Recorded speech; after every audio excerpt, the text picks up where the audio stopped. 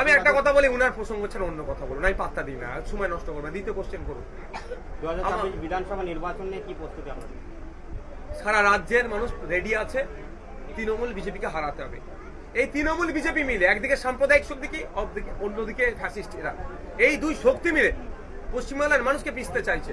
2026 সালের মানুষ প্রস্তুতি নিচ্ছে এখন থেকে যে 26-এ বিজেপি তৃণমূলকে বাংলা থেকে বিতাড়িত করবে গণতান্ত্রিক প্রক্রিয়ায়, সেটাই মানুষ চেয়েছে। আপনি এই ধরনের যে কর্মসূচি করছেন, তৃণমূল পক্ষে বলা হচ্ছে যে আপনারা আসছেন কোনো নিয়ে লিখে চলে যাচ্ছেন, তাদের কাছে কিছুই। দেখুন, যাদেরকে লিখছি কতটা সুরাহা করতে পারছি না পারছি তাদেরকে জিজ্ঞাসা করুন না। আমি মিথ্যার আশ্রয় একদম নেওয়ার পক্ষে নয়, আমি মিথ্যার আশ্রয় নিইনি। এই রাজনীতি করে আমাকে সংসার চালাতে হবে না, রাজনীতি করে আমার পেট চলে না। যারা রাজনীতি করে পেট চালায়, সংসার চালায়, তারা মিথ্যার আশ্রয় নেবে।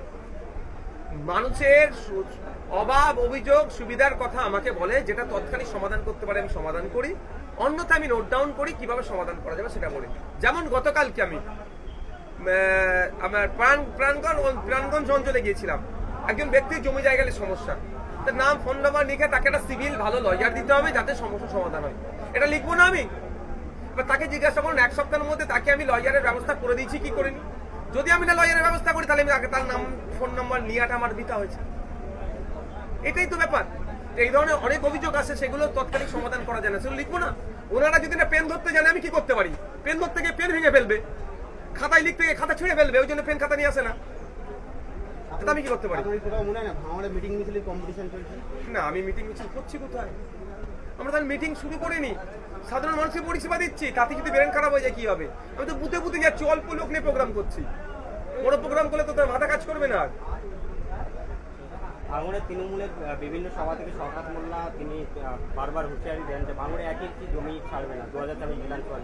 ফলে 2026 বিধানসভা নির্বাচন কি কোনো একটা জায়গায় কঠিন বলে মনে হচ্ছে? না না, আমি আবারও বলছি, আমার লড়াই মমতা ব্যানার্জির বিরুদ্ধে। এই চুনোপুটিরা কি বললো যায় আসে না। গণতন্ত্রের শেষ কথা বলে মানুষ আমাদের সাথে আছে, তৃণমূলের বিপক্ষে আছে, এটাই বড় পাওনা।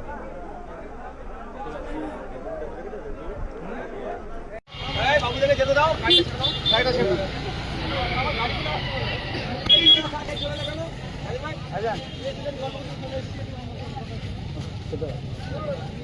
গাড়ি আসতে বলো, গাড়ি ডাকো না, গাড়ি আমরা ও পার দিয়ে ঢুকে চলে যাবো তো।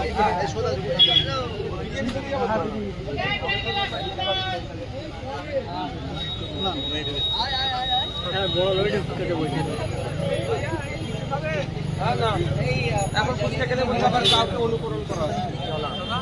আর আগে বিয়ে বাড়িতে